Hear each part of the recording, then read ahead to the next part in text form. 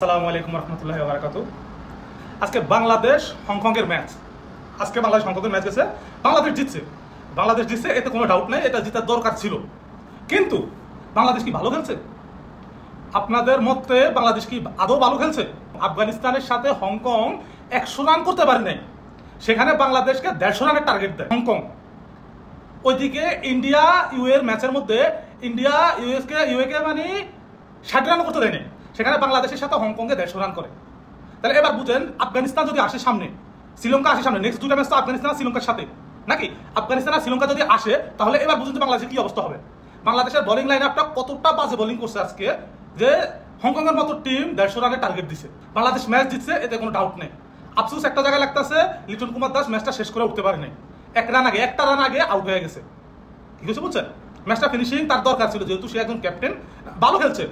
59 রানের ম্যাচ খেলছে, 59 রান 39 বলে 59 রানের ম্যাচ খেলছে, দুর্দান্ত ম্যাচ খেলছে, এতে কোনো ডাউট নেই।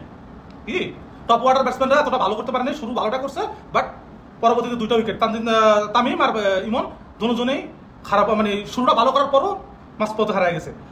তৌহিদ হৃদয় লিটন কুমার দাসের সাথে ভালো একটা জুটি করছে, মোটামুটি ভালো একটা জুটি করছে, ভালো একটা পার্টনারশিপ করছে। কিন্তু এই পার্টনারশিপে কি বাংলাদেশ 200 রান চেস করতে পারবে? আপনাদের কি মনে হয়? আমার তো মনে হয় না যে 200 রান চেস করতে পারবে এই টিম নিয়ে বা এই বোলিং অ্যাটাক নিয়ে। আফগানিস্তানের সামনে, শ্রীলঙ্কার সামনে কি হবে ভালোটা উপরওয়ালা জানে। কিন্তু এখানে কথা আছে, এখানে বাংলাদেশকে তিনটা ম্যাচে জিততে হবে, তিনটা ম্যাচ জিততে হবে যদি কোয়ালিফাই করতে চায়। কারণ আফগানিস্তান অলমোস্ট হংকংয়ের সাথে জিতে গেছে, শ্রীলঙ্কাও হংকংয়ের সাথে জিতে যাইব। শ্রীলঙ্কার আফগানিস্তানের ম্যাচ যেটা হবে ওইটা হচ্ছে বাংলাদেশের নির্ধারিত করতে হবে।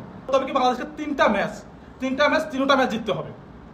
এত বড় একটা সমীকরণ, ওখানে ইন্ডিয়া +10 নিয়া, মানে টপ 1-এ বসে আছে +10 নিয়া। ওই হিসাবে বাংলাদেশের আজকে ম্যাক্সিমাম দরকার ছিল হংকংকে 100 রান কিংবা 110-এর ভিতরে রাখার। যারা মুস্তাফিজ আছে কোনো উইকেট পায় নাই, তাসকিন 2 উইকেট পাইছে, সাকিব 2 উইকেট পাইছে, রিশাদ 2 উইকেট পাইছে।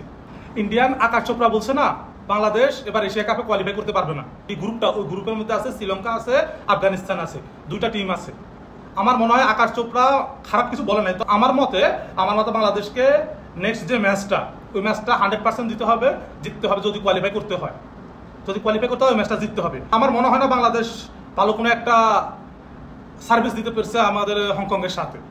আমার মনে হয় না ভালো একটা সার্ভিস দিতে পারছে। তবে হ্যাঁ, আমরা আশাবাদী ইনশাল্লাহ আমরা নেক্সটে আরো ভালো খেলবো, আরো ভালো কিছু করবো। সবাই দোয়া করবেন যাতে আমাদের ম্যাক্সিমাম টপ অর্ডারটা, যে ইমন আর তামিম, যারা এই দুজন ব্যাটসম্যান খুবই ভালো, খুবই এক্সপিরিয়েন্স এখন তারা মোটামুটি অনেকগুলো ম্যাচে 50+ রান করছে। আমার মতে নেক্সট যে দুটা ম্যাচ আছে, ওই দুটা ম্যাচে ওদেরকে কিছু করতে হবে। যদি বাংলাদেশ 180-190 রান চেস করতে হয়, তাহলে ওপেনিং এর জুটি আর কোনো এখানে বিকল্প নেই। কারণ আপনার নিচে দেখেন, লিটন দাস, তাওহিদ হৃদয়, তারপরে আর কি জাকের হচ্ছে টি20 ম্যাচের ব্যাটসম্যান, সে 4টা-5টা বল খেলছে, 2-3টা 6 মারছে, ব্যাস শেষ, খালাস, তার রান এখানেই সমাপ্তি। সে 70 রান 80 রান করবো, এরকম তাকে দিয়ে আশা করা যায় না।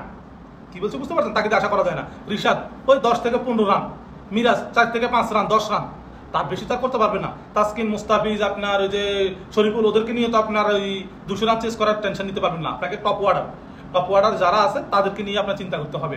যেমন কি হৃদয়, তামিম, লিটন, ইমন, ওই 4 জনকে কিছু করতে হবে বাংলাদেশের জন্য।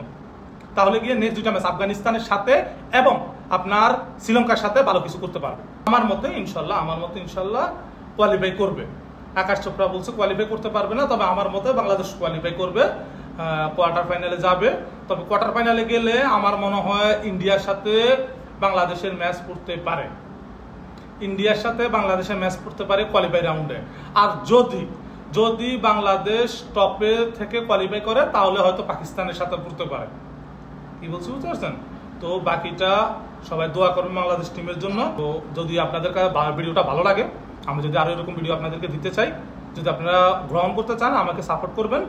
ফেসবুক থেকে দেখলে লাইক করে দেবেন এবং কি ফলো করে দেবেন, আর ইউটিউব থেকে দেখলে সাবস্ক্রাইব করে দেবেন এবং সবাইকে শেয়ার করে দেবেন। ব্যাস এতটুকুই আপনাদের কাছে চাওয়া। আর কারা ভাবছেন যে বাংলাদেশ কোয়ালিফাই করবে, যারা ভাবছেন যে বাংলাদেশ কোয়ালিফাই করবে, তারা অবশ্যই নিচে কমেন্ট করে যাবেন। ওকে, ধন্যবাদ।